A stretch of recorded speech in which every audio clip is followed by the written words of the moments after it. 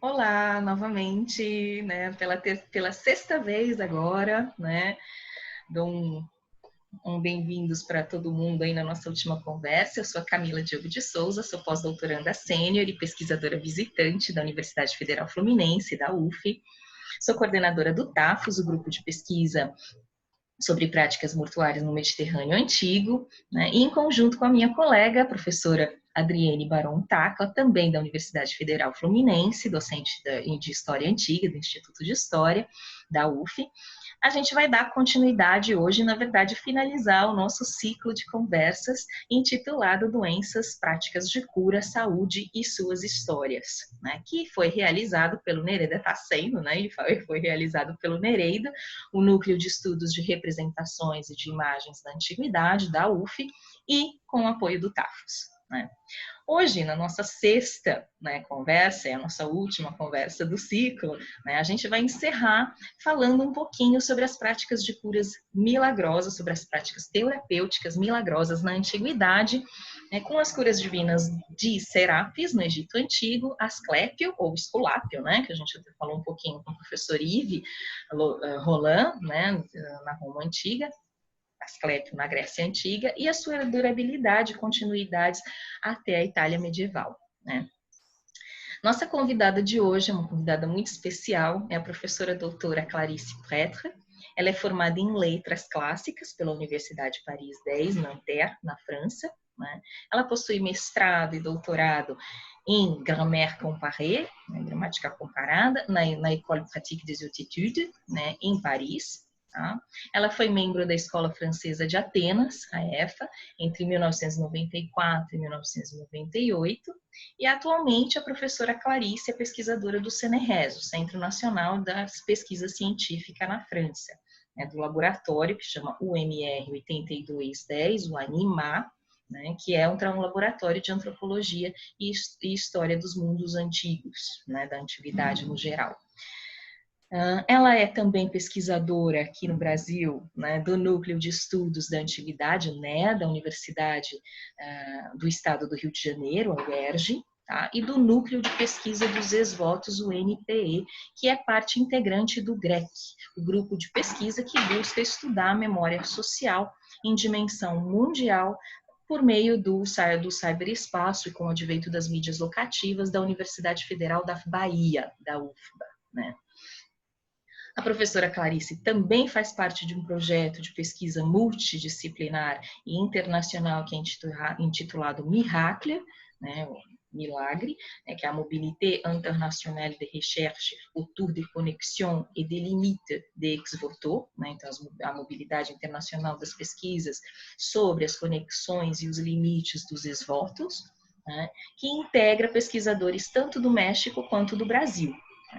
A Clarice é uma grande especialista em epigrafia nos sítios gregos, né, de Argos, Delos e Tasos.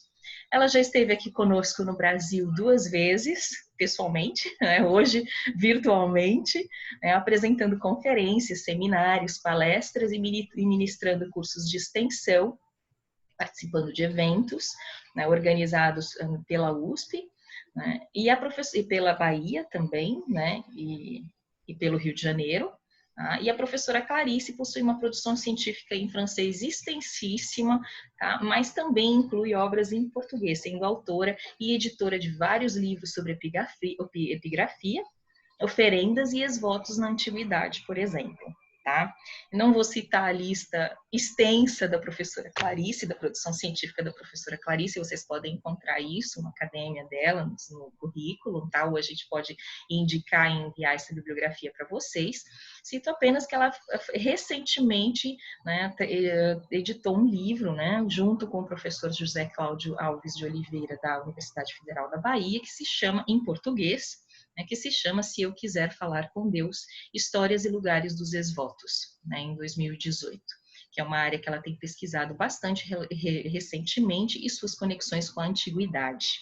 Tá? Então, hoje é um pouquinho sobre isso que a Clarice, a professora Clarice, vai falar para a gente. Tá? Clarice, professora Clarice, é um imenso prazer e honra ter você aqui hoje, Ela é uma grande colega, uma grande amiga e companheira de trabalho, minha e vivência argiva de anos, que eu respeito, admiro muitíssimo e fico muito honrada que você continue, dê continuidade e encerre esse nosso ciclo hoje de conversas para refletir um pouquinho sobre a continuidade das práticas milagrosas na antiguidade e as suas continuidades. Tá? Então, muito obrigada por ter aceito esse convite. Bem-vinda novamente para o Brasil, essa terceira vez virtual, né, nesse contexto mundial que a gente está se adaptando, né? E vamos passar para a nossa conversa de hoje, né? Antes, eu sempre começo um pouquinho com umas questões mais gerais, umas reflexões mais gerais, antes de passar a palavra para a Clarice, tá? E aí, finalmente ela começa a nossa conversinha. Então, a gente teve, né, nós tivemos 5 conversas nesse ciclo todo sobre doenças, práticas de cura e saúde realizada por várias sociedades, né, diferentes sociedades em diferentes recortes cronológicos, no tempo e no espaço, que demonstrou para a gente uma diversidade enorme de formas como essas sociedades estão lidando com essas adversidades, né, com essas manifestações físicas, biológicas e emocionais que são consideradas como patologias, né, como anormais, passíveis de serem tratadas, né, curadas por meio de práticas médicas, cirúrgicas, como os casos dos egípcios ou dos romanos antigos, né, como trouxe a professora Cíntia e o professor Ive, né, no Egito Antigo e na Roma Antiga, mas também como práticas de saúde, como práticas alimentares, como, por exemplo, a diética medieval trazida pela professora Vanessa, né. Além disso, a gente ainda viu práticas alimentares de saúde entre os bretões antigos, com o professor Pedro Peixoto, e um pouquinho sobre práticas de cura e curandeirismo na América pré-colombiana com o professor Márcio, né, na nossa última conversa. Hoje, a professora Clarice vai trazer um pouquinho sobre um paralelo entre a antiguidade e o mundo medievo, né, com alguns apontamentos sobre o mundo contemporâneo, né, trazendo uma abordagem bastante diacrônica, né, bastante interativa no tempo e no espaço, né, sobre práticas de cura, sobre práticas terapêuticas, né, consideradas como milagrosas, numa perspectiva cultural maior, né, mais abrangente. Então, começo com uma pergunta bem geral, né? 2 perguntas, na verdade, bem gerais, que eu costumo jogar para os convidados, né? Então, Clarice, afinal, o que são essas práticas milagrosas desde a antiguidade, em sociedades tão diversificadas como a egípcia e como a grega, até esse mundo medieval italiano, né, e contemporâneo na Itália? O que elas possuem, afinal, essas práticas terapêuticas milagrosas em comum? Qual é o comum delas, né? O ponto, o fio, o elo de ligação. E segundo, né, o que está sendo mantido, afinal de contas, né, o que é essa durabilidade, o que é durável, quais são essas continuidades nessas práticas, além do fato delas tratarem enfermidades cujas práticas consideradas como médicas, como medicinais, não possuem eficácia, né? Então é um pouquinho lembrar daquilo que até a Cíntia falava no Egito, né, falou na nossa conversa, que ou existe, né, o médico, né, a prática medicinal vai te dizer tem tratamento ou não, né, não tem cura. E aí, quando não tem cura, você procura um Deus, procura a divindade. Né? Então, a gente queria que você trouxesse um pouquinho, afinal de contas, o que são essas continuidades dessas práticas terapêuticas milagrosas, cujas práticas medicinais não possuem eficácia. Mais uma vez eu agradeço, Clarice, agradeço extremamente a dedicação e o carinho de falar em português para nós, né, na nossa conversa. Passo a palavra para você, fique à vontade com o teu tempo, com a tua leitura e com o nosso público. Obrigada. Obrigada, Camila. Boa tarde a todos. De fato, hoje vou falar sobre as terapias divinas, mas antes de começar, gostaria de agradecer a Camila e ao grupo de pesquisa TAFOS pelo convite. É um prazer voltar a apresentar o meu trabalho sobre curas milagrosas no Brasil, mesmo que virtualmente. E desculpe pelo meu mau português e meu sotaque bem francês. Hoje vou primeiro tratar de um deus da cura da antiguidade, que é Serapis. E em seu seminário, a professora Gama Roland já havia falado sobre os deuses egípcios que curam, mas eu vou me concentrar em Serapis em sua relação com o deus grego de medicina Asclépio. Compartilhar aqui. Então, nós podemos perguntar se Serapis é uma criação paralela a Asclépio ou se houve recuperação e sincretismo entre os dois. Em outras palavras, em qual ordem Asclépio e Serapis operavam na Grécia antiga? Quais foram os pontos? Sim. Non, je ne peux pas passer les vidéos, les suivantes. Si, ça y est. Desculpe. Aí, foi. Sim. Quais foram os pontos de reaproximação entre os dois? Houve particularismos mantidos? Vamos tentar ver isso hoje. Uma vez que tenhamos determinado como ocorreu a passagem entre os dois, vamos avançar para o início da era cristã, para entender como as terapias divinas pagãs foram recuperadas e introduzidas na adoração dos santos. Eu vou terminar, então, com o estudo de um fenômeno milagroso curativo na Idade Média na Europa, Itália, para tentar mostrar que, apesar do progresso da ciência médica, da medicina racional, existe uma persistência de uma devoção popular que acredita nas curas dos santos, e mostrar também que, desde a antiguidade, finalmente, as interações entre os dois tipos de medicina não mudaram, mas transcenderão o tipo de religião, seja politeísta ou monoteísta. Para os antigos egípcios, o homem, em seu sonho, é um pré-morto e pode entrar em contato com o mundo da vida após a morte. Através de seus sonhos, ele tem as percepções de um universo diferente e visões premonitórias, como o escrito em Ensino para Mercare, um texto que data do Médio Império. Vocês têm uma tradução. Essa ligação entre o sonho e a cura é confirmada no período helenístico, quando a prática da incubação se desenvolve no Egito. O devoto passa uma noite no recinto de um templo e seu sonho piedoso foi visitado por sonhos que permitiam um diálogo entre deuses e mortais. A maioria dos sonhos obtidos pela incubação em um templo visava curar os doentes.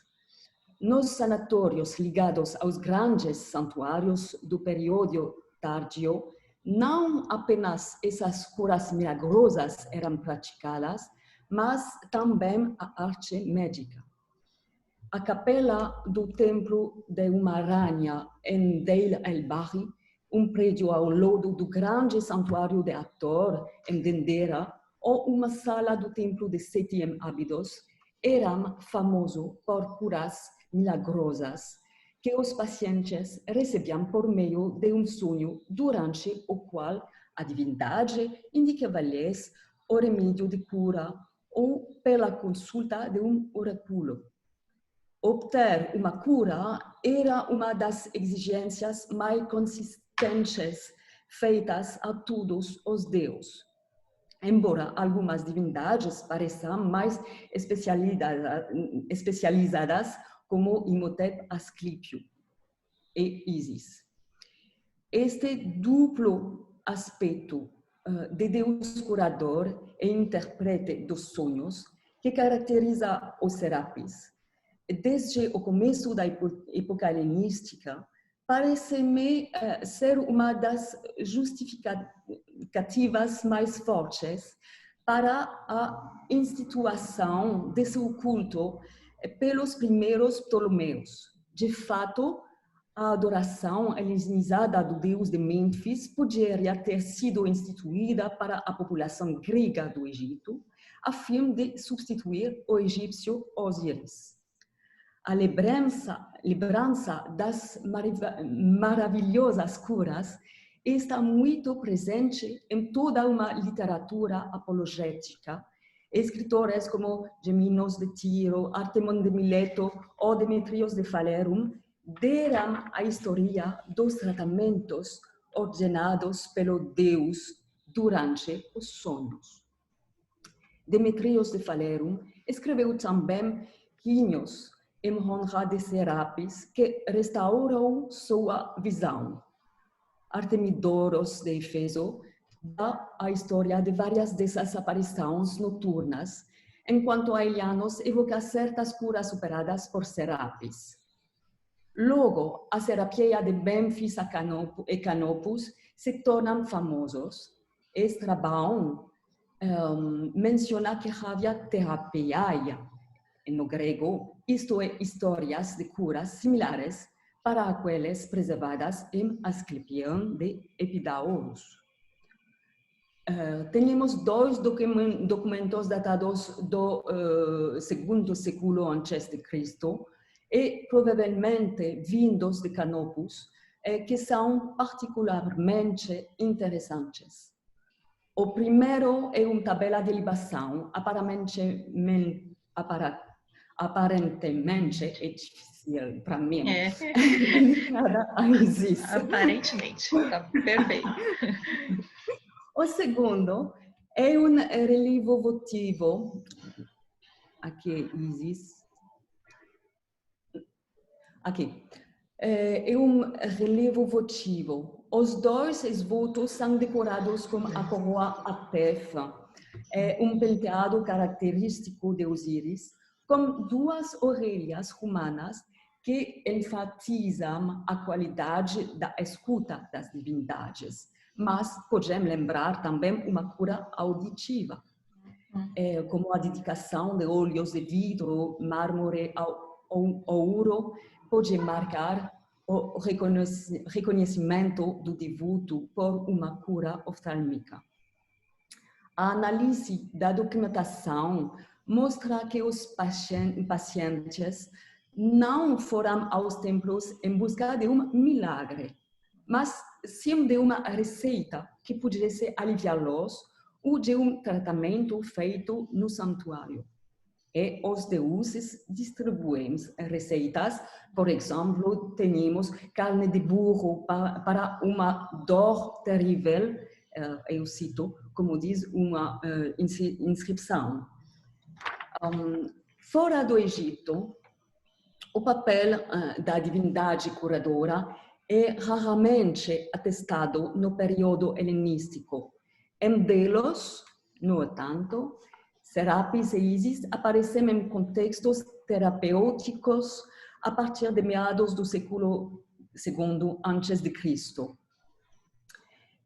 Assim, um romano de Cumas, Minatus, filho de Minatus, em 182 a.C., oferece a Serapis um escafion e um pequeno vaso, e uma soma de 33 dracmas, correspondentes ao pagamento do montante de seu tratamento. Um esvoto, aqui é o Serapion Delos, um esvoto gravado em uma base apoiando uma estatueta encontrada em Serapion A, que é o santuário privado fundado por Apolônio de Mênfis, apresenta um texto que pode ser traduzido da seguinte maneira. Vocês têm o texto no PowerPoint. Não vou ler. Não. No entanto, os sinais de uma clara reaproximação entre Serapis e Asclépio são raros no período helenístico, mesmo se a iconografia das duas divindades são funções salvíficas, suas virtudes curativas, suas aparições nos sonhos os predispõem a ser identificadas mais ou menos rapidamente. É na Grécia Central que os primeiros elos parecem ser tecidos. Clarice, vou te interromper, desculpa, tá ótimo até aqui, mas a gente viu, né, na conversa com o professor Yves Roland, né, sobre Roma Antiga, né, a gente viu um pouquinho sobre esse aspecto curador milagroso do Asclépio, né, ele até trouxe algumas fotos de Epidauro, né, mostrou um pouquinho sobre esse contexto. Então, como esses dois deuses, então, Serapis e Asclépio, os gregos e os egípcios, se aproximam em relação a essas práticas de terapia de cura milagrosas na antiguidade? Bem, Camila, de fato, existem muitas maneiras de ver essa reaproximação. Na Grécia, por exemplo, tem a prática de emancipação por meio de uma venda fictícia a uma divindade, que parece surgir no final do século III antes de Cristo. Entre as divindades envolvidas nesses atos, as divindades egípcias figuram em primeiro. Por exemplo, na Beócia, no final do terceiro e início do segundo século, vários atos de emancipação são para o benefício de Serapis e Ísis. Os deuses mais preocupados com os atos de emancipação por consagração, real ou fictícia, são indiscutivelmente Apolo, Higia, Asclépio e Serapis, todos os deuses salvadores e curadores. Sem entrar em uma discussão aqui irrelevante sobre a sociologia dos escravos mencionados nestes documentos, a cronologia revela que estes atos foram feitos primeiro para Asclépio, depois para Serapis, que parece ter sucedido a Asclépio nessa área. No entanto, nenhum outro documento anterior ao primeiro século antes de Cristo parece ligar Asclépio diretamente a Serapis.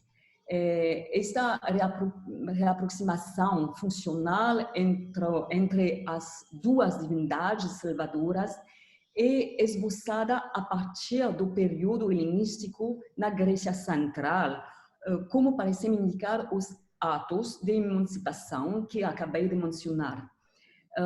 Esta reaproximação ficará então clara na época imperial, como mostrado por documentos de naturezas muito variadas. Na era imperial, o mais antigo destes documentos é datado do primeiro século antes de Cristo. Vem de Empúrias, o antigo Empório, na costa catalana, na Espanha, e uma dedicação bilíngue, fragmentária, que nos ensina que alexandrino, Numa, filho de Númenos, construiu um templo, um pórtico e estatuas para os Serapis.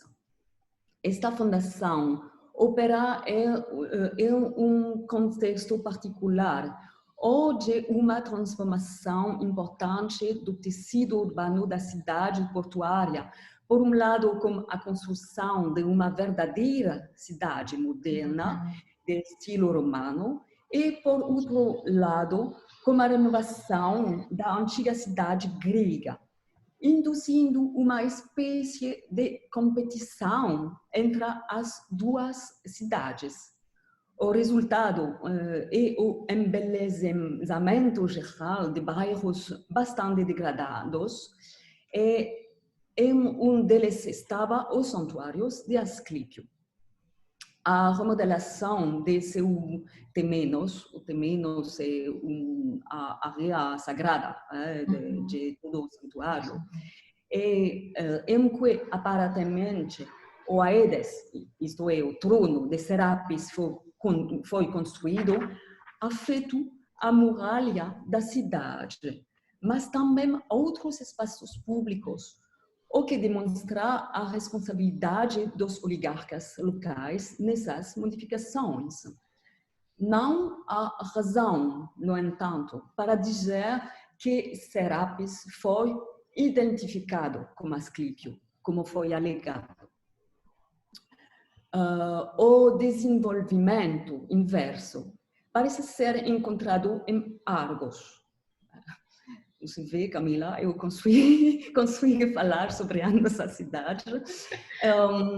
Em Argos, de acordo com os vários estudos de Pierre Aupert sobre este assunto, ao Serapion do final do primeiro século depois de Cristo, teria rapidamente sucedido Asclepieion, logo transformado em termo. Se, em teoria, tal análise parece aceitável, a interpretação dos dados fornecidos pelas escavações permanece dentro do domínio da hipótese. O local de culto poderia muito bem ter permanecido o mesmo durante todo o período, mesmo com certas transformações internas que mantenham o caráter terapêutico do lugar. Em Epidauro, nos tempos romanos, os sacerdotes de Asclépio recorreram à medicina para ajudar curas milagrosas, como indicam as ruínas do sanatório e do spa. A proximidade dos lugares de culto dedicados a Asclépio e Ísis é bem atestada em Atenas, onde templo de Ísis do início do século II, segundo século depois de Cristo, no terraço, é conhecido como Asclepieion, mas também em Kenkre, o porto oriental de Corinto. De acordo com Pausanias, templo de Ísis ficava em uma extremidade do porto, perto de Asclepieion. Mas essa informação não é suficiente para traçar argumento a partir de vínculo estreito existente entre o Asclépio e a gens isiaca. A precaução convida a não interpretar excessivamente essas observações no estado atual das coisas. Bem, se eu continuar com outro exemplo, a informação mais convincente sobre a forte aproximação que ocorre no início da era cristã entre Serapis e Asclépio vem do Peloponeso. Temos dois textos de Pausanias que são particularmente importantes. Evocando a cidade de Aegeira, na Acaia, o Pausanias menciona templo de deuses curadores que conteriam estátuas de Asclépio, Serapis e Ísis. Estes dois últimos em mármore pentelíco. Passando por Epidauro, Pausanias indica que Ígia, Asclépio e Apolo, sob seus nomes egípcios, isto é, Ísis, Serapis e Harpócrates, têm seu próprio templo construído no recinto do Asclepieion. A esses testemunhos literários deve-se acrescentar o testemunho particularmente esclarecedor da numismática, desculpe. Mas eu não posso mostrar tudo hoje. Muita documentação. Sim, de fato. No segundo e terceiro séculos, os documentos que atestam a identificação entre os dois deuses se multiplicar. Vou mencionar apenas alguns, singularmente reveladores. Tamugadis, o atual Timgad, na Numídia, o grande, não sei onde, aqui, não, sim. Na Numídia, temos o grande santuário de peregrinação, que é o mais importante edifício cultural de toda a África Antiga. E aqui é dedicado a uma trindade formada por de África, flanqueada por Asclépio e Serapis, todos unidos pela mesma função curativa e salvífica. As inscrições exaltam as salus imperatores. Uma dedicação, temos uma dedicação, mas não sei onde. Desculpe. Uma dedicação, aqui.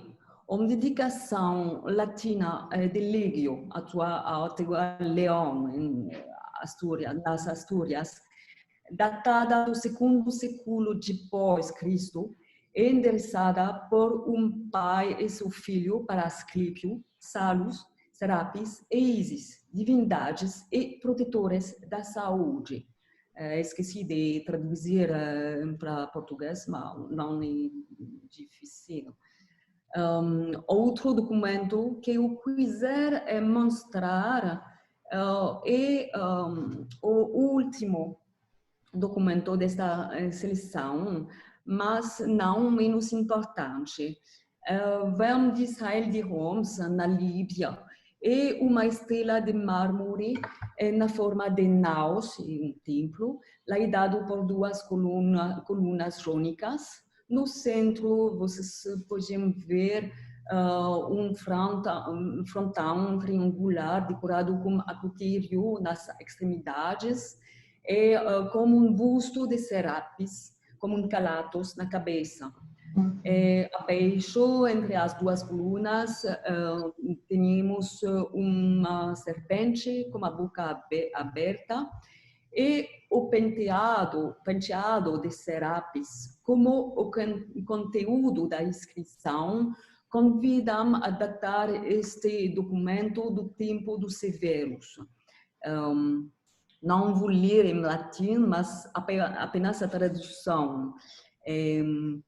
Para a boa fortuna dos soberanos, Asclepiades, para o deus Asclépio, como uma marca de gratidão pela vitória dos nossos soberanos, em honra do deus Asclépio, Asclepiades, filho de Asclepiades, marmorista de Nicomédia. Acho que é provável que Asclepiades é o autor do monumento. Vocês veem que Serapis e Asclépio são claramente identificados aqui. Os soberanos devem ser Septímio Severo e seus filhos. Se olharmos para os nomes, Asclepiades, etc., vemos a ligação da uma família aos deuses Asclépio. E esta ligação reflete a da família de Severo para Serapis. Eu não gostaria de concluir esta breve apresentação das conexões que uniram Serapis a Asclépio durante a Antiguidade, sem mencionar, ainda que brevemente, o Hélio Aristides. Para o retórico grego, Asclépio era muito mais que um deus curador. Era um protetor e um guia, um diretor espiritual. Mas Asclépio não era um deus do mundo dos mortos. E parece que foi o casal Isiaco que esta carga foi devolvida. No Egito, mais precisamente em 142, depois de Cristo, durante sua doença, Hélio Aristides teve seu primeiro contato com o culto de Serapis, convencido então de ter sido protegido pelo Deus durante uma tempestade. Em sua viagem de retorno a Esmirna, ele escreveu nesta cidade seu discurso 14, no qual ele exalta os méritos de Hélio Serapis, sem referência especial às funções dele como curador ou Deus do outro mundo. E sempre em Esmirna, onde existe então um templo de Ísis, que Hélio Aristides viu aparecer em sonho Serapis e Asclépio, todos. Um pouco mais tarde, a partir de 147, aparecem em sua obra as primeiras alusões aos poderes curativos de Serapis. Em 148, a morte de seu amigo e tutor sozinho, que Asclépio não conseguiu salvar, parece ter acelerado o interesse de Hélio Aristides em Serapis como Deus do outro mundo. Serapis aparece para ele novamente em um sonho estranho, inaugurando um período que marca uma rejeição momentânea de Asclépio e uma espécie de consagração de Serapis. Vários sonhos posteriores glorificam o poder protetor de Serapis. E, finalmente, em 165, no momento da morte de dois parentes, Hélio Aristides parece ter abandonado Serapis, mais ou menos, para retornar para Asclépio de fato. As alusões aos poderes de Serapis terminam em 166, sim? Embora Hélio Aristides ainda viveu 14 anos e continua a escrever. O que devemos aprender com esse acúmulo de exemplos? O que, a partir da instituição do culto helenizado de Serapis em Canopus, em Mênfis, e provavelmente na Alexandria, que ele foi considerado um deus oracular e curador. Essa função foi confinada ao Egito durante muito tempo, mas parece ter enriquecido a personalidade do deus fora do Egito, a partir do momento em que ele se aproxima de Asclépio como deus salvador no final do período helenístico. Essas atribuições ganharam poder quando o Mediterrâneo se tornou romano. E na era imperial, Serapis e Ísis tornaram-se também deuses de cura de grande importância. Para terminar, como os deuses egípcios curadores, que foram submetidos a uma adaptação na Grécia no período helenístico, vou apresentar um pouco a personalidade da Ísis de Mênfis antes de fazer um salto cronológico. De fato, Serapis não está sozinho para alívio e cura. Entre os muitos textos que aludem a esses poderes de cura, muitos associam Serapis e Ísis. Em uma carta do segundo século antes de Cristo, descoberta no Serapeum de Mênfis, Apolônios escreveu a seu irmão chamado Serapion: eu oro Serapis e Ísis para que você cure. No Egito, considerada como a deusa da magia, do amor e da proteção, Isis é frequentemente invocada nas fórmulas da magia curativa da literatura faraônica, em referência às inúmeras doenças, acidentes, mordidas ou picadas de animais venenosos, das quais a deusa salvou seu filho Horus.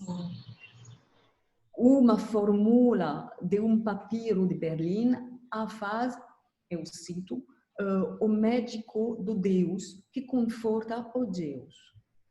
Na era greco-romana, esta tradição de uma Isis curadora é racionalizada por Diodorus Siculus, que lhe atribui, eu cito, uma grande experiência. Obrigada. Em ciência, grande experiência em ciência, médica, e a invenção de muitos remédios úteis para a saúde. Este aspecto de sua personalidade sobrevive nos tempos helenístico e romano, como evidenciado por muitos documentos. No Sognopaio Nessos, no norte de Fayum, Isis Neferses, isto é, Isis com o belo trono, é associada com grande deus Sognopaios e cura os doentes. Não muito longe de Alexandria, a poucos quilômetros de Canope, Isis tinha um outro santuário e suas habilidades como deusa de cura eram relatadas por vários escritores antigos.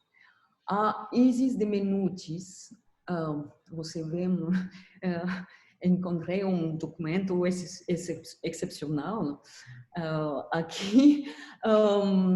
Isis de Menutis, então, era conhecida até a Itália. Os textos gregos do Porto Sostier, do período de Antonina, mencionam a dedicação de estatuas de Isis de Menutis. Uma destas é dirigida a Isis Fária, isto é, a Isis protetora dos marinheiros e da frota de Alexandria. Embora nenhuma inscrição e nenhum papiro mencionem a durabilidade de tal culto após o terceiro século depois de Cristo, sua existência é uma data posterior e assegurada por várias fontes cristãs, mesmo que o nome de Isis nunca apareça ali.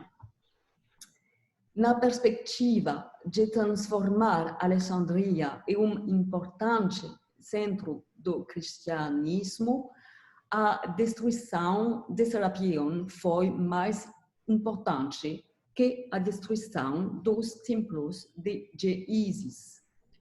No contexto do conflito da cidade de Alexandria, que parece ter começado no Egito desde o segundo século depois de Cristo, o templo de Isis teria sido fechado, mas não destruído. Uma igreja dedicada aos evangelistas foi construída na localidade. Mas isso, obviamente, não é suficiente para fazer esquecer o antigo culto da esposa de Serapis. E foi relatado a Cirilo de Alexandria que um demônio oracular chamado Menute, um nome sob o qual devemos encontrar Isis, ainda vivia em Menutis. E para destruí-lo, Cirilo então fundou perto do antigo templo de Isis o culto médico e oracular dos santos Ciro e João.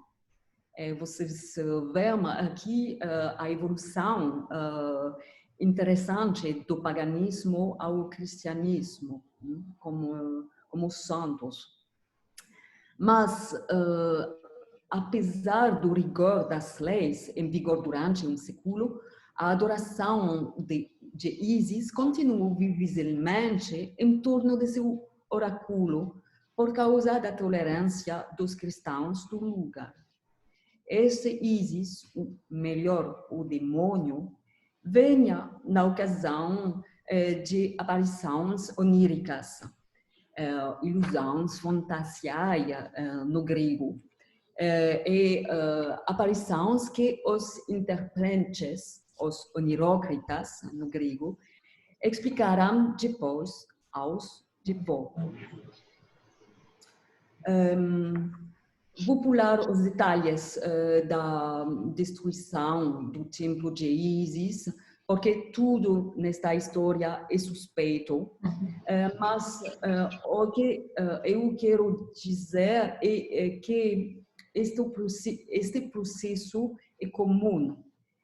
Naquela época, em torno de monumentos cristãos, cuja história real foi muitas vezes perdida, uma literatura das origens foi desenvolvida. E por isso, os primeiros cristãos queriam que seus monumentos fossem colocados no topo dos edifícios pagãos anteriores. E assim, foi possível marcar a antiguidade pessoal dos monumentos cristãos, a expansão vitoriosa do cristianismo. Então, como podemos ver até agora, os processos de cura milagrosa transcendem o politeísmo e o monoteísmo. Mas aqui estamos na elaboração de uma continuidade baseada na apropriação de antigas práticas pagãs e sua recuperação pelo cristianismo. No entanto, como um salto cronológico e geográfico, vamos ver, aqui é Alexandria, sim? Agora vamos ver como criamos um santo curador na Idade Média e quais são os meios para ativar uma devoção popular muito semelhante à devoção observada para Asclépio no século IV antes de Cristo, ou Serapis no primeiro século depois de Cristo. Clarice, eu vou te interromper mais um pouquinho, desculpa. Então, pelo que a gente viu até agora, né, até o momento, essas curas milagrosas, essas práticas terapêuticas milagrosas nos santuários, né, oníricas por meio do sono, né, curador, elas são o elo que aproximam sociedades e crenças, né, religiões tão diversificadas, né, como a egípcia, a grega, como você bem colocou com essa documentação riquíssima, né? E as patologias consideradas incuráveis pelas práticas médicas são o elemento motivador, né, dessa procura dos devotos, né, pela cura milagrosa para uma entidade divina, né? Então, quais são os elementos, então, que indicam essa durabilidade que você propõe em relação à antiguidade e à Idade Média? Correto, Camila, mas agora no que vou explicar não é mais exatamente uma questão de doenças e curas, é mais de fertilidade. Porque desde a antiguidade, com doenças, esses problemas foram a outra principal razão para consultar os deuses. Vou descrever rapidamente o contexto histórico. Não. Agora. Entre 1588, desculpe, esqueci as datas Sem problema. Em Em português. Sem problema nenhum. Nossa, já tá maravilhoso todo o esforço que você está fazendo. Em 1588, e depois qualquer coisa eu anoto para o pessoal. É a data da fundação da Congregazione dei Riti no Vaticano é entre 1750 e 41 casos de servos de Deus napolitanos foram examinados para determinar sua capacidade para canonização. Ana Maria Gallo nasce em 1715. Perfeito, 1715. Em Nápoles, no bairro Espanhol. Este é um distrito de casas baixas, de ruas estreitas, insalubres e perigosas. Sua cidade natal é um centro muito ativo de diversão popular que vive por séculos. A cada 19 de setembro, ao ritmo da liquefeição do sangue de San Gennaro, que é o santo patrono da cidade. Se o sangue se torna líquido no frasco, é garantia de um ano sem epidemia ou erupção do Vesúvio. As 300 igrejas da cidade contêm um centro com as virtudes bem conhecidas dos napolitanos, que lhe invocam para as demandas mais clássicas: doenças, problemas da infertilidade, bem antes das orações para obter riqueza ou algum sucesso. A sobrevivência física é mais importante que os bens materiais, e como diz François Lebrun em seu livro Se soigner autrefois, eu cito, nestes séculos de fé prática unânime e principalmente da Igreja, que os homens esperam uma resposta coerente e reconfortante ao problema da doença. No século XVIII, existe uma rede de técnicas de cura que vão além da medicina tradicional. O discurso etiológico separa as causas das doenças em 3 categorias: divina, diabólica ou natural. Mesmo neste último caso, o recurso ao médico não é o mais frequente, pois implica um investimento econômico, do qual a maioria dos napolitanos dos distritos populares não são capazes. Quando é considerada divina, a doença é comparada a obviamente, a uma punição enviada por Deus para testar os homens que pecaram. E quando é diabólica, nos voltamos para diferentes tipos de práticas exercidas por exorcistas e curandeiros que não hesitam em recorrer ao tráfico de falsas relíquias e que sabem usar rituais mistos, referindo-se tanto a rituais eclesiásticos e a cultura popular como um sinal de comunicação entre esses dois mundos.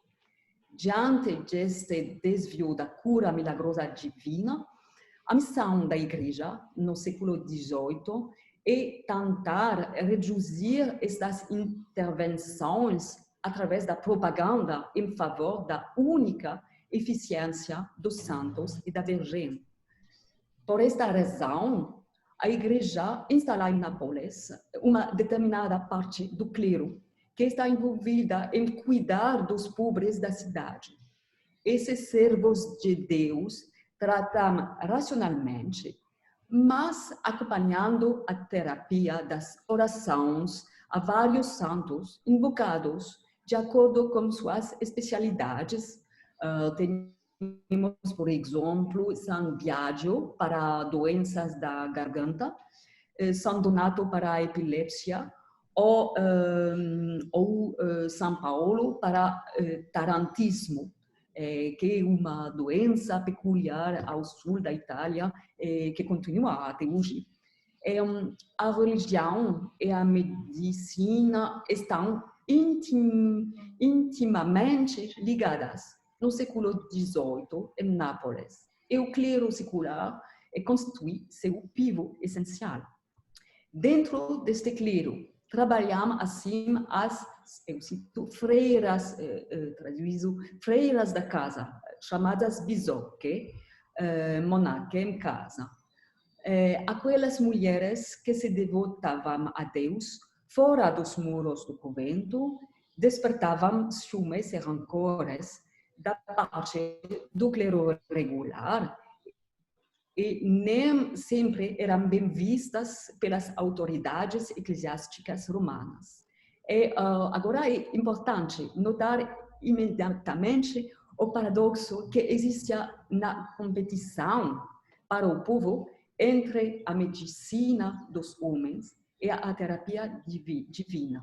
Os médicos eram admitidos nos conventos que serviam, tratando as freiras e os monges de maneira racional, enquanto os monges preferiam a crença na eficiência terapêutica.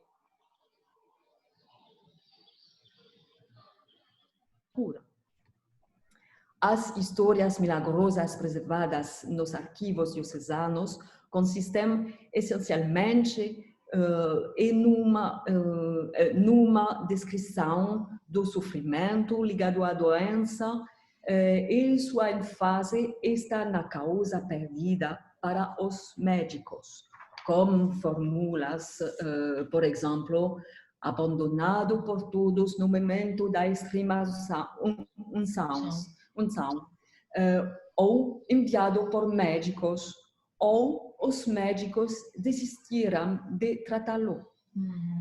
Essa ênfase narrativa e a dramatização têm exatamente o mesmo propósito que as histórias de curas milagrosas de Asclépio, gravadas na pedra de Epidauro no IV século a.C. Quer dizer, apontar o defeito da ciência médica e enfatizar a eficiência da divindade.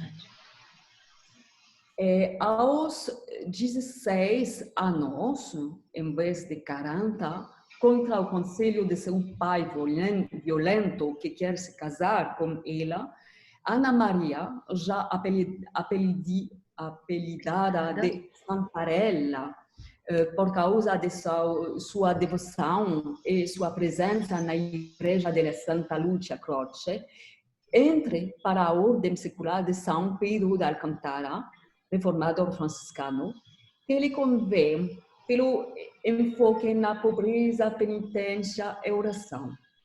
Ela quer viver uma espiritualidade ativa e missionária, com os necessitados e doentes de sua vizinhança. Ajudada por outras irmãs, ela cuida dos pobres em uma casa especial na Via Trere, em Toledo, onde atualmente é a capela dedicada a ela, sob o apartamento onde ela viveu. Ana Maria, agora Maria Francesca del Cinque Piaghe, isto é, das 5 pragas, é uma das muitas bisocche napolitanas que é uma forma mais eficaz de controle social do que os médicos profissionais, sem falar do clero masculino regular. A canonização de Maria Francesca interveio 76 anos depois de sua morte, mas o processo para passar as várias etapas começou alguns meses após sua morte. Em 1803, Maria Francesca já é declarada venerável pelo Papa. Sua ascensão à canonização baseia-se, ao mesmo tempo, em manifestações de santidade em seu corpo ao longo de sua vida, como os milagres pós-morte relacionados à fertilidade e exercitados por meio de suas relíquias, mas especialmente por meio de um objeto preservado em sua casa. Esta materialidade milagrosa é uma expressão que eu gosto muito, materialidade milagrosa, corresponde a uma corrente religiosa que pode ser observada em tempo de Maria Francesca. Enquanto o início da era moderna era caracterizado pela realização de milagres longe das igrejas e relíquias que abrigavam, os séculos XVII e XVIII veem a ação taumatúrgica ser reorientada em torno de seu primeiro lugar de ação e essencialmente relacionada a milagres de cura e nascimento. Milagres acontecem após a morte de Maria Francesca, mas ao longo de sua vida, os sinais de santidade têm sido múltiplos, incluído o dom da profecia.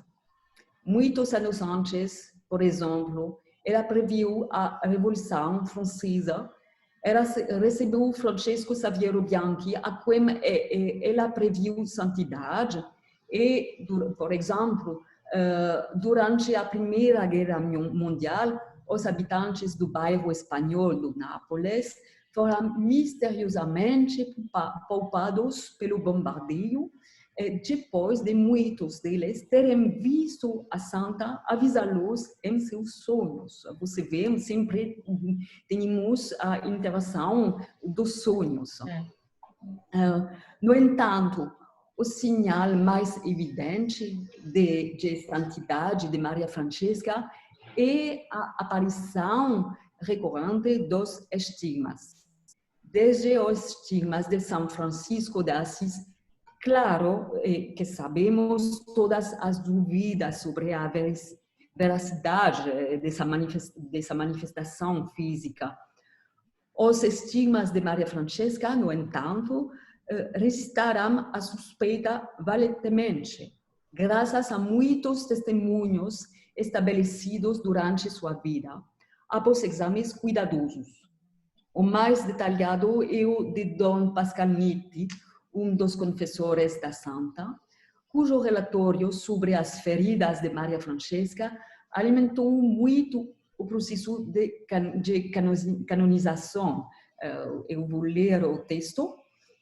Eu vi-os, toquei-os, para contar a verdade, como fez São Tomás, coloquei meus dedos nas feridas de suas mãos e vi que a ferida atravessava completamente a mão direita, porque quando eu coloquei meu dedo indicador, ele podia tocar meu polegar do outro lado da mão. Os estigmas da Maria Francesca eram compostos por 2 feridas nos pés, 2 nas mãos e uma no abdômen que se estendia até o peito. Suas feridas, consideradas como uma réplica das de São Francisco de Assis, apareciam toda sexta-feira e em toda a quaresma, quando ele entrava em estase.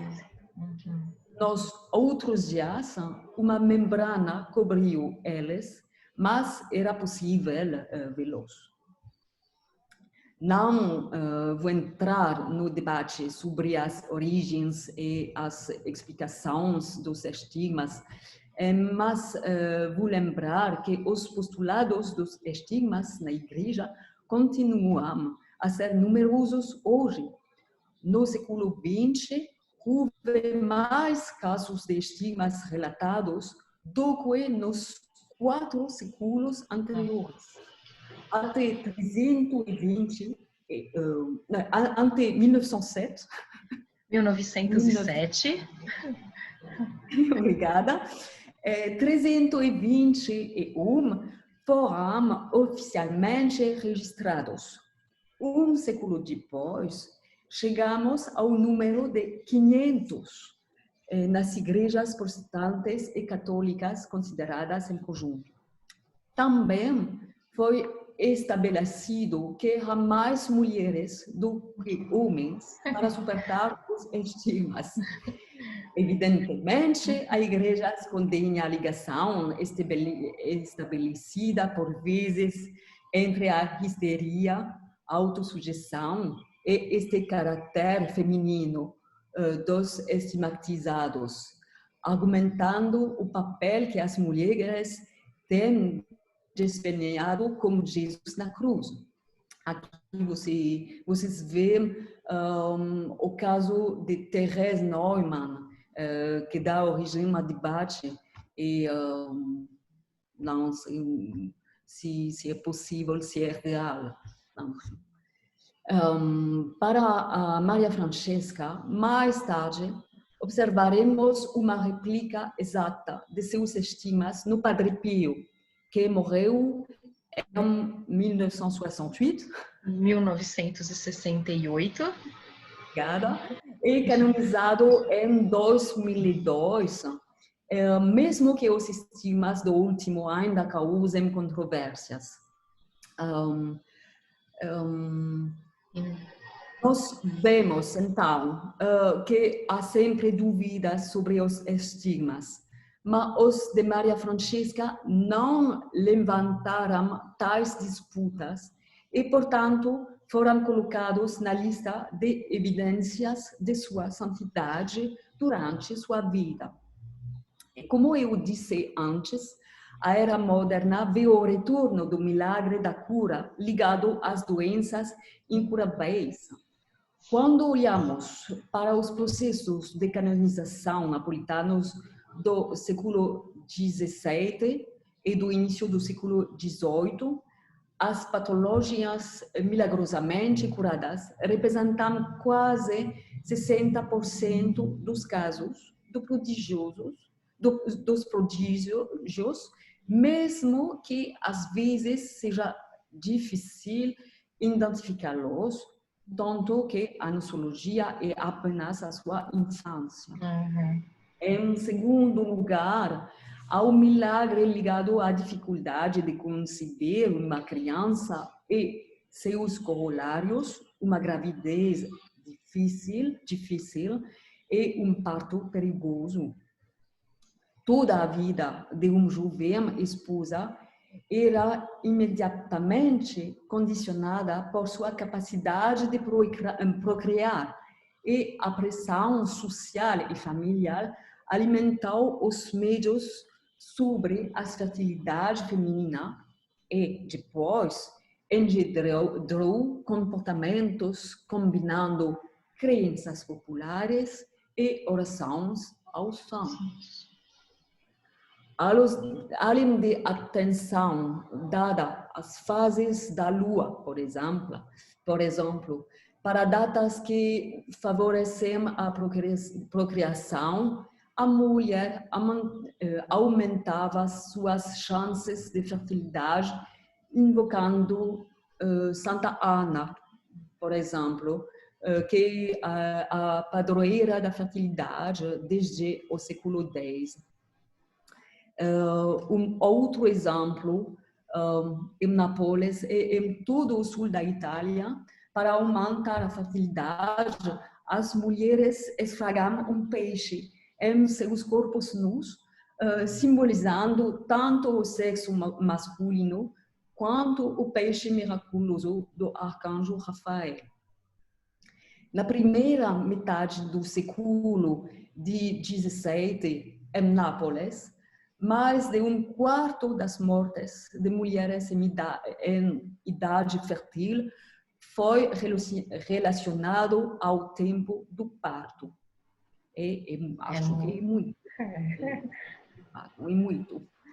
Aqui, novamente, as histórias de milagres dramatizam os riscos da obstetrícia. Em muitos casos, as parteiras que são mal treinadas desistem de ajudar a parturiente e deixando-as aos gritos e sangrando nas mãos dos santos.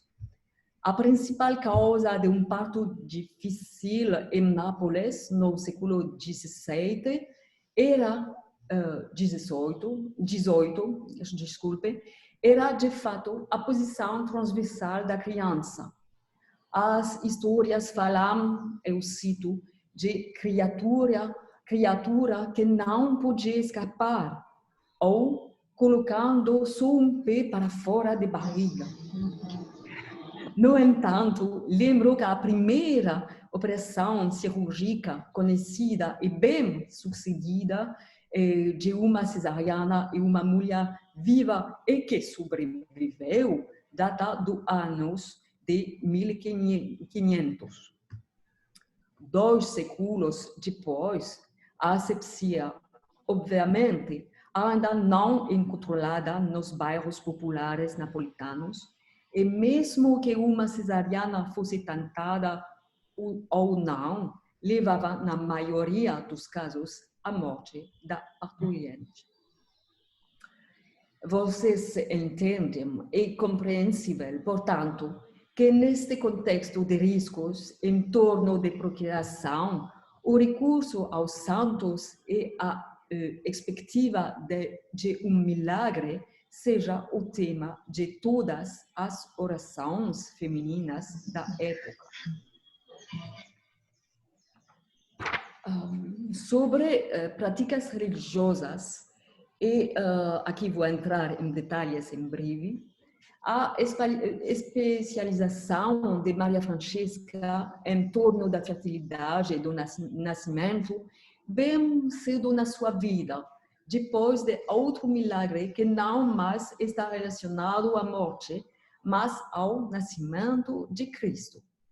Além dos sinais da paixão experimentados todas as sextas-feiras, a freira tinha uma adoração especial à natividade, pois uma estátua do menino Jesus havia sido animada e tivera aberto seus braços para que ele pudesse se vestir com as roupas que ela havia costurado e dedicado a ele.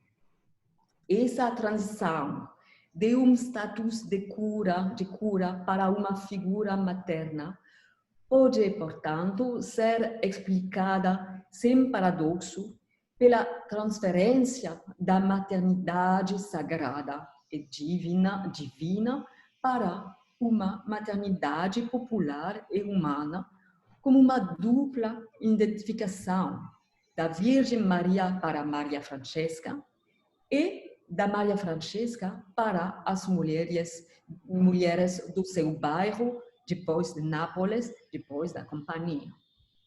Sem qualquer competição, os ritos realizados em torno de Maria Francesca são claramente distinguíveis do culto em Santa Ana. Para as napolitanas, Santa Ana representa o símbolo da religião romana oficial e distante.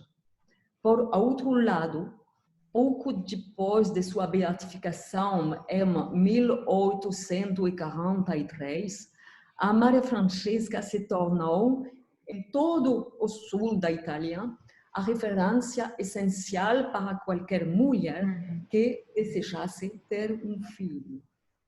Em 2020, agora, os arranjos rituais que cercam a esperança do milagre ainda são realizados da mesma forma todas as sextas-feiras e atingem seu apogeu no dia 6 de outubro, que é aniversário da morte da santa.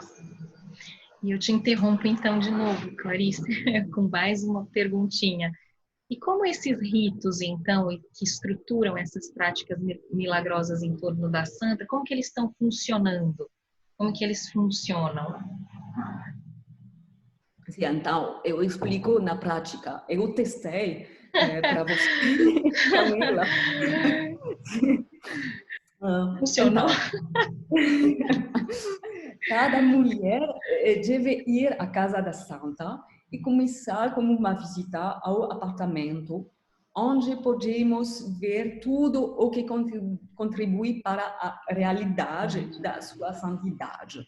A cama onde ela estava sofrendo, as cadenas e o silício com o qual ela estava fazendo penitência e açoitamento, e especialmente as bandagens que cobriam seus estigmas. Aqui é Santa Ana, as relíquias da Santa Ana. Sim. Aqui no apartamento da Maria Francesca. E aqui são as bandagens com silício.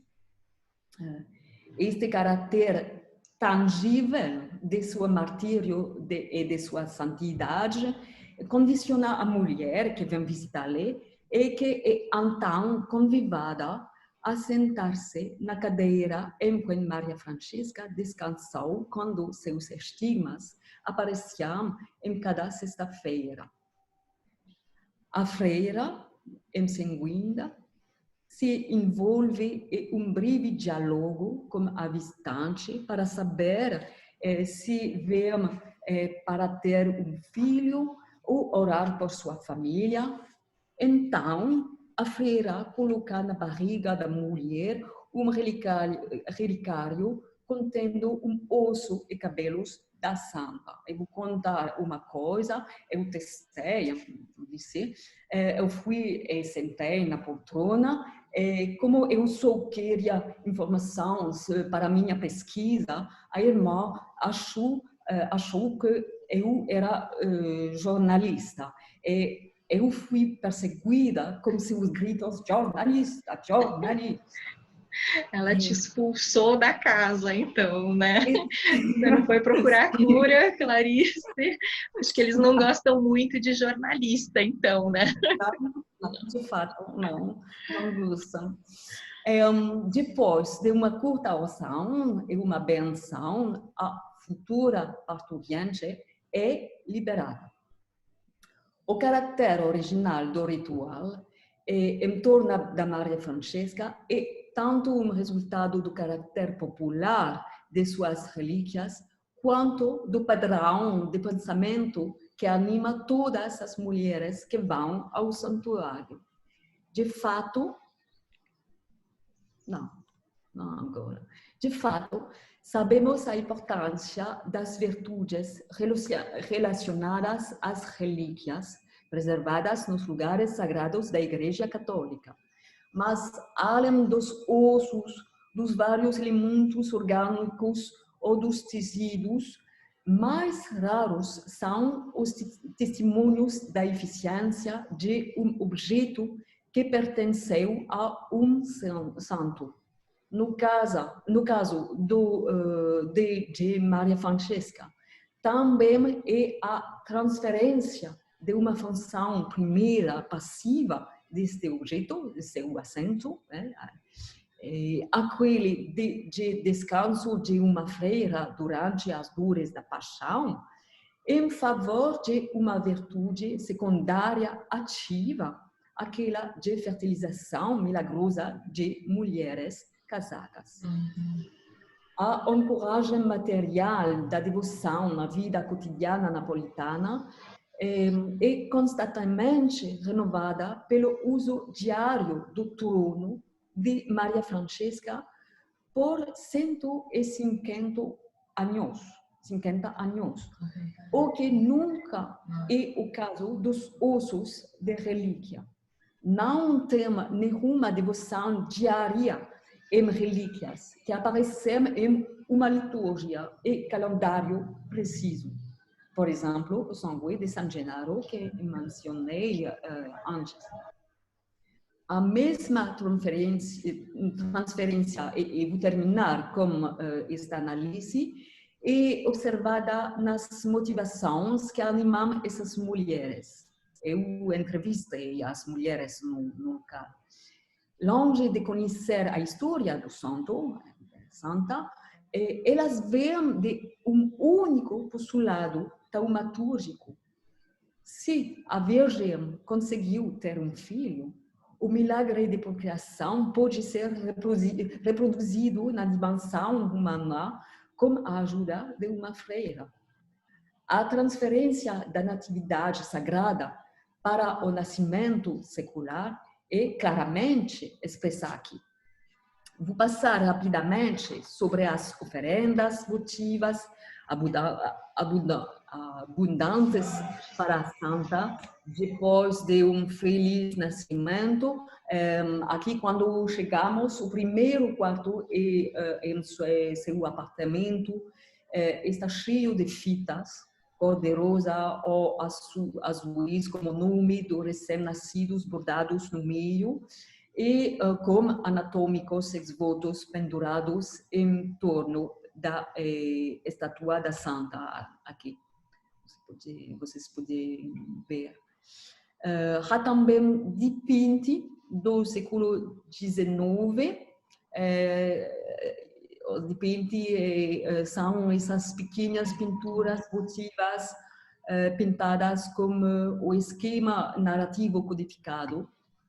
E também é uma reativação contemporânea das graças gravadas na pedra, na antiguidade. Agora, tem testemunhos votivos depositados na internet, como uma oração a Maria Francesca. Aqui é o site, pode dar o link, se quiser. E temos, então, uma oração a Maria Francesca, acompanhada dos detalhes do agradecimento após o milagre. Para concluir, desculpe, eu falei muito. Se vamos colocar em perspectiva histórica, diacrônica, este testemunho napolitano, parece que as solicitações para os antigos deuses ou santos modernos são atemporais e se relacionam essencialmente ao corpo. Doenças, esterilidade e seus corolários, curas e nascimentos. Essa durabilidade das missões é encontrada no final da cadeia votiva, nos exvotos na Bahia, exvotos ou exvotos, da antiga Pompeia até agora na Grécia contemporânea. No meio, temos o rito napolitano, a Maria Francesca del Cinque Piaghe, que é uma marca de fé original. O reinvestimento de seu assento como um meio que faz milagres contrasta com práticas correntes relacionadas com relíquias mais mundanas, ossos, cabelo, sangue ou uvas. Neste contexto de crença popular, o corpo santo não é primordial e a fé precisa se materializar em objetos que permitem às mulheres avaliar a realidade da eficiência divina frente à impotência de tentativas médicas humanas. Então, você vê,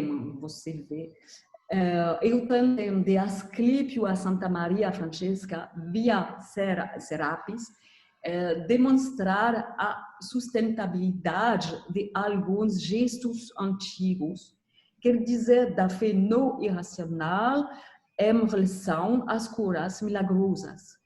Eu acho que devemos estudar cuidadosamente todos esses fenômenos, colocando-os em seu contexto histórico, certamente, mas também por não existindo em ter uma perspectiva diacrônica e comparativa que me parece fundamental para entender a antiga religião.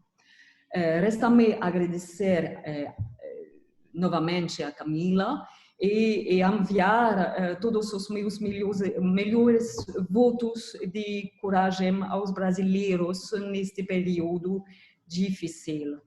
Obrigada, Camila. Nossa, Clarice, eu que agradeço imensamente. Enfim, foi excelente, acho que exatamente para fechar e para fazer a gente pensar em tudo isso que a gente está passando hoje, né, nesse momento difícil que a gente está passando hoje. Vou fazer umas considerações finais aí em agradecimento mesmo, né? Acho que pontuadas as diferenças, né, evidentemente, as características comuns que nos permitem refletir sobre a questão da crença, da devoção, né, dos enfermos, enquanto um elemento fundamental e constante, sempre presente, né, nas práticas de cura, de tratamento divino, milagroso, né, desde as curas oferecidas por Serapis, por Asclepio, como você bem colocou, até a cura propiciada pelos santos, né, do catolicismo, né, hoje em dia. E esses elementos, né, eles nos permitem refletir um pouco mais sobre as características da religião na antiguidade, como você colocou agora na conclusão, né, nas conclusões finais, e sobre essas relações com as práticas médicas, né, ainda sobre nossas práticas atuais frente a essas diversidades desconhecidas que desafiam tanto essas bases científicas, né, cientificistas da nossa sociedade, né, que põe em xeque, questiona, né, esse nosso conhecimento medicinal e científico, né. Essa multiplicidade de formas e de conceber as anormalidades patológicas e de lidar com elas, né, na manutenção da saúde, do bem-estar do indivíduo, e das práticas de cura trazidas pelos pesquisadores todos, né, durante essas nossas conversas com sociedades tão distintas, né, é um aspecto que nos possibilita lidar e entender, talvez, com as nossas próprias formas de encarar essas doenças, né, e as práticas de cura e saúde, e até mesmo de como a gente encara a morte, né, um pouquinho na nossa sociedade, que foi até um diálogo com o professor Márcio em relação aos significados da morte nas sociedades pré-colombianas, né. Essa perspectiva mais abrangente, que vai além do tempo, né, e do espaço, como você bem trouxe para nós, né, além das particularizações e das especificidades, das idiosincrasias das sociedades completamente distintas, que você trouxe para a nossa reflexão, né, nessa última conversa, indica exatamente esse fio condutor, né, o elo do tema do nosso ciclo, foi a tentativa, a ideia, né, que a gente trouxe para o ciclo, e demonstra que essas práticas de cura, essas práticas terapêuticas e de saúde, e até mesmo as doenças, né, as patologias, elas possuem suas histórias, né? E são construções, são atuações humanas, né? São práticas sociais humanas, né?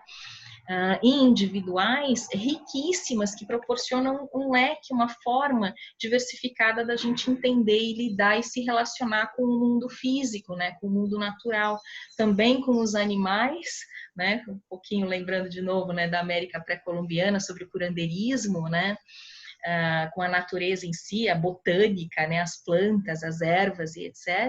E também com as demais pessoas, né, respeitando essas diferenças e demonstrando que todas essas práticas, no fundo, possuem seus significados e seus papéis, né, e resultados tanto positivos e às vezes um pouco negativos, né? Às vezes também nem sempre elas dão certo, né? Aquela história. Bom, eu espero realmente que essas conversas todas tenham contribuído para a gente refletir sobre nós e aprender um pouquinho com os exemplos dessas sociedades do passado, né, e também um pouquinho até do presente, né. Eu queria agradecer mais uma vez, né, a equipe toda da organização que participou do nosso ciclo, né, que fez esse ciclo possível, né? Fez esse ciclo acontecer, a Clara e a Juliane, que ajudaram todo aí no apoio técnico da organização do ciclo. A minha colega, a professora Adriane Tacla, de novo, queria agradecer também aos colegas e os amigos que eu respeito e admiro demais pela qualidade profissional dos seus trabalhos e das suas pesquisas, por terem aceito, né, encarar essa empreitada e esse desafio do ciclo, né, num momento tão difícil que a gente está vivendo, né, dessa nova normalidade, inclusive de apresentar-se um pouquinho das suas pesquisas dessa forma remota, né, virtual, que não é fácil, né, por serem tão solícitos, tão didáticos e por compartilharem tão gentilmente seus conhecimentos e os seus resultados de pesquisas, pela atenção, né, com o nosso público, inclusive com as perguntas, com as respostas, né, fornecidas depois pelos e-mails. Agradeço então aí as professoras a Cíntia Gama, a Vanessa Asfora, aos professores Ivi Roland, ao Pedro Peixoto, ao Márcio Figueiredo, e a minha gratidão, meu agradecimento especial à professora Clarice, por fazer questão de apresentar em português, demonstrando uma gentileza enorme. Muito mal. Português excelente, de jeito nenhum, Clarice, de jeito nenhum. Português excelente, uma dedicação e um apreço, demonstra realmente um apreço e uma dedicação muito carinhosa, né, e respeitosa, de reconhecimento à nossa língua, que muitas vezes é complicado, né, porque não é fácil. Eu sei muito bem, né, a gente sabe muito bem, tem uma experiência muito bem que falar em outra língua não é fácil, é cansativo, é difícil, né? Então agradeço mesmo, nós todos, todo o público agradece esse seu esforço, esse seu carinho e essa sua gentileza mesmo. Agradeço aos convidados, então, por terem sido pacientes comigo, inclusive nas solicitações e na ignorância dos quesitos virtuais, porque eu fui aprendendo tudo em relação a fazer vídeos e etc., até lidar com a plataforma, né, para poder gravar, para poder tornar possível essas transmissões. Em especial, queria agradecer ao querido professor Gabriel Araújo, que me ajudou muito nessas questões de aprendizados técnicos e virtuais. E, finalmente, eu queria agradecer ao nosso público, que sempre tão interessado, né, muito, muito participativo e ativo, né, e que proporciona exatamente o enriquecimento e contribui de forma efetiva para o aprimoramento daquilo que a gente está fazendo, né, para não ficar conosco, né, como eu costumo brincar, eu que estudo, né, um pouco das práticas mortuárias, né, dos contextos funerários.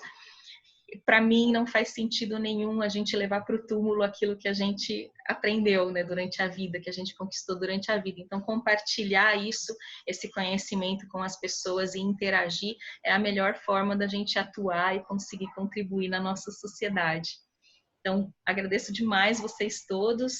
Queria dizer para ficarem ligados aí, espertos no canal do TAFES e nas páginas do Nereida e do TAFES no Facebook para as próximas atividades, né, que a gente está tentando sempre ser um pouquinho ativo, né, ainda mais agora aí nesse contexto, como a Clarice lembrou, aqui no Brasil, a gente não vai voltar às atividades presenciais tão cedo, né, a gente ainda vai ficar um pouquinho nessas atividades remotas. Queria divulgar aí mais umas atividades do TAFES futuras, né? Provavelmente a gente vai ter mais uns adendos de conversa em pedido, em solicitações do público tão interessado, que foram surgindo questões e temas durante as nossas conversas que o público está pedindo, né? Mas, então, se der tudo certo, a gente chama mais alguns convidados para enfrentar esse desafio conosco. Já aproveito também para falar para vocês ficarem ligados que em agosto a gente vai ter um curso sobre cerâmica grega, né, que eu e a professora Carolina Kesser, que é do Laboratório de Estudos sobre Cerâmica Antiga, o LECA, lá da UFPEL, a gente ministra já há anos, né, desde a fundação do LECA. E também um curso sobre arqueologia funerária, né, mais introdução também sobre os aspectos teórico-metodológicos, que é ministrado por mim também desde a fundação do TAFOS, né, que vai ser ministrado em setembro. Então, fiquem ligados, que a gente agradece imensamente a participação e convida a todos para contribuir nessa nossa empreitada também mais para frente. Tá?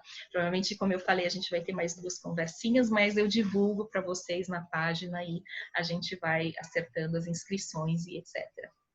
É isso, muito obrigada pela parceria toda, pelo companheirismo, Clarice, de anos de vida, argiva e grega, enfim, que só me enriqueceu e me fez crescer demais. A gente, como você mencionou, a Argos tinha que estar nos slides, muito querida, enfim, e muito obrigada pela participação toda aí, pela vida brasileira também, por esse carinho que você tem e respeito e toda a contribuição que você tem com os pesquisadores brasileiros de outras universidades, né? E até a próxima, né? Agradeço a todos e até a próxima. Cuidem-se todos, fiquem bem, saudáveis, para a gente continuar com todas essas atividades remotas. Obrigada. Obrigada, Clarice. Beijo. Até mais. Tchau.